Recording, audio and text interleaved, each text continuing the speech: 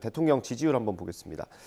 지난주에 지지율이 굉장히 낮게 나왔었잖아요. 30%로 나왔고 특히 김근식 위원장 같은 경우는 그 서울의 지지율이 굉장히 너무 낮게 나와서 그 부분을 되게 우려했었는데 일단 그래픽 보겠습니다.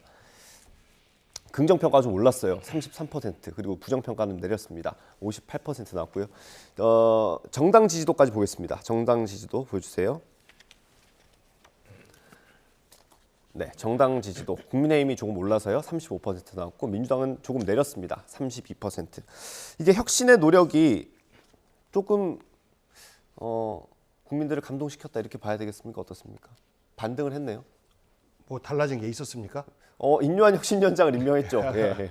이제 그런 이벤트와 더불어서 이제 대통령의 외교. 네네. 보통 대통령이 이제 외교 일정을 수행하고 나면 약 한 3%에서 5% 정도 지지율이 올라가는 현상들이 있었습니다. 네. 뭐 그런 것까지 연결시켜서 보면 지난주 조사가 너무 바닥으로 떨어지니까 네. 아무래도 국민의힘 지지자 혹은 대통령 지지하는 분들이 그 응답에 좀 더 적극적으로 응하지 않았을까. 네. 그 응답률이 보통 10에서 20% 그 사이밖에 안 되는 거 아니겠습니까? 네. 그래서 상대적으로 좀 더 응답을 많이 했을 것이다라고 생각하고 변화로 보면 별로 이게 의미 있는 변화는 아니라고 봐요.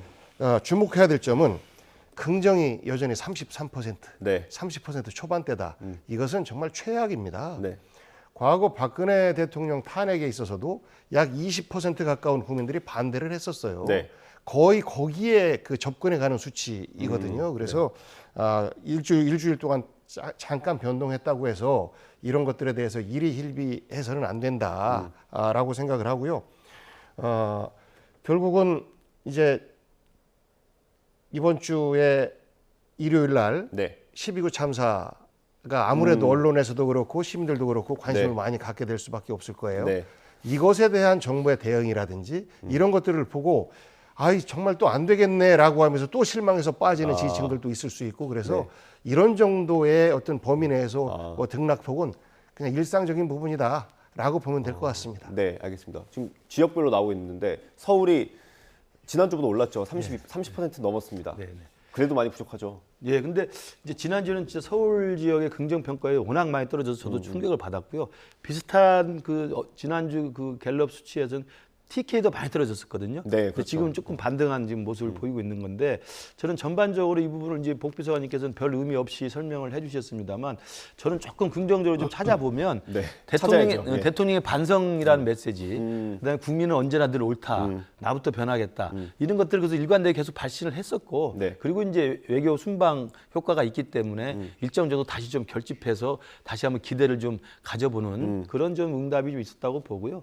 제일 중요한 건 그런 대통령의 반성과 민생 중시라는 메시지 플러스 인유한 혁신위원장이 발탁된 점이 이제 지난 주말 이번 주 초까지의 발탁 내용 그 과정 아니었습니까? 네. 그러면서 사실 인유한 위원장 발탁 위에 낸 메시지는 상당히 그 기대를 많이 갖게 했어요. 제가 아까 말씀드린 처자식 네. 빼고 다 바꿔야 된다. 낙동강 하류는 물러서야 된다. 통합 얘기했고요. 네, 통합 이야기했고 내려놔야 된다.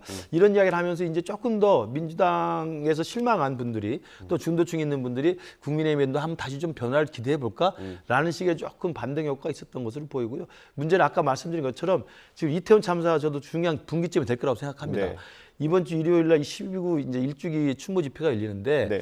본래 대통령실은 이게 이제 민주당, 뭐 정의당, 진보당, 야당 공동 주최 정치 집회에서 참석이 좀 적절치 않다라는 네. 입장을 냈습니다만 네.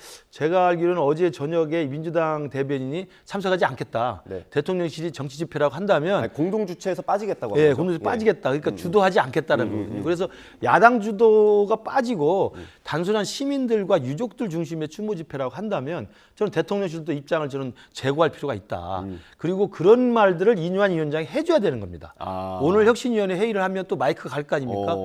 혁신위원장 할 수 있는 건 그거밖에 없어요. 마이크를 활용하는 겁니다. 혁신위원장이 무슨 당 대표도 아니고 결정할 게 뭐 있습니까? 근데 그 혁신위원장이라는 자리가 당을 혁신하는 자리인데 대통령을 향해서 그렇게 메시지를 발신하는 게 좀 부적절할 수도 당의 있는 거 아니에요? 역할을 혁신하는 거죠. 당이 그동안 대통령실의 그런 결정에 대해서 그건 민심과 좀 동떨어진 겁니다.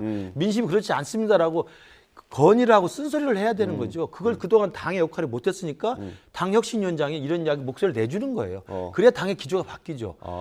대통령의 국정운영 기조를 바꿔달라는 게 이번에 강서구 시장 선거에 쓴 회초리 아니겠습니까? 그럼 그 대통령의 국정운영 기조를 바꿀 수 있도록 건의를 계속하는 거, 결기 있게 하는 거, 그게 혁신이 할 일이거든요.